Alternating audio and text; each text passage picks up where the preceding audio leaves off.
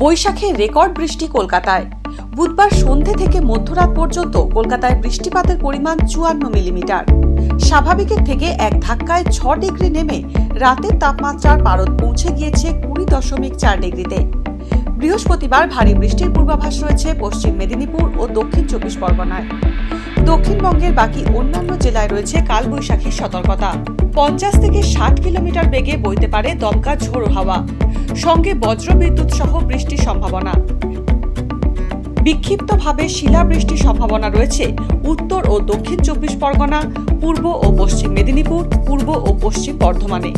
উত্তরবঙ্গেও বাড়বে ঝড় বৃষ্টির পরিমাণ। বৃহস্পতিবার কলকাতার সর্বোচ্চ তাপমাত্রা 31 ডিগ্রি সেলসিয়াস, সর্বনিম্ন তাপমাত্রা 23 ডিগ্রি সেলসিয়াস।